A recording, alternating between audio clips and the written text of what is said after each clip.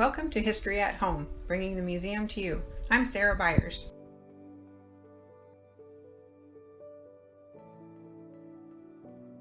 Because of the Underground Railway and the proximity of the United States, Niagara Falls historically had a very strong and vibrant Black community, founded upon a great many fugitives of slavery from the southern United States.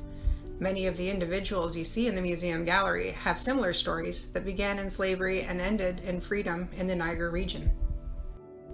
One such example is our Nathanial Dett. He was born in 1882 in Drummondville, Ontario, to freedom seekers and grew to be a famous Black Canadian classical musician. Where is Drummondville, you may ask? Well, the Niagara Falls History Museum is in it. Before this area was named the City of Niagara Falls, the land was divided into smaller towns, one of which was Drummondville, named after General Sir Gordon Drummond, the highest-ranking officer present at the Battle of Lundy's Lane of the War of 1812. But back to Nathanial Dett. In 1908, Dett was the first person of African descent to graduate from Oberlin College, a prestigious music school in Ohio.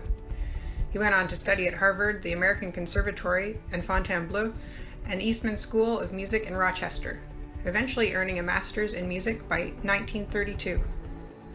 He spent his life composing beautiful melodies that reconciled the folk music of his African heritage with European classical style.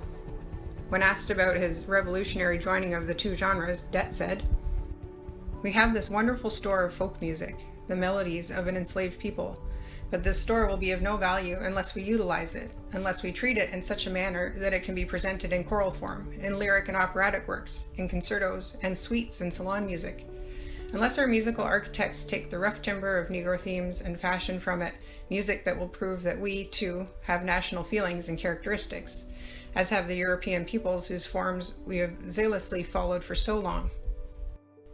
One of his better-known songs is called Juba Dance, which people still play today in recitals and orchestras. On display at the museum is sheet music for this joyful and catchy tune. I encourage you to find one of the many recorded renditions and have a listen. In the meantime, here's a look at the sheet music. On Pier Street, you'll find the British Methodist Episcopal Church, which has been named for Nathanial Dett. As a young person, Dett played the organ here, and some of his first exposure to music took place at this site, which is now a National Historic Site of Canada. Thank you for joining this History at Home. I'm Sarah Byers.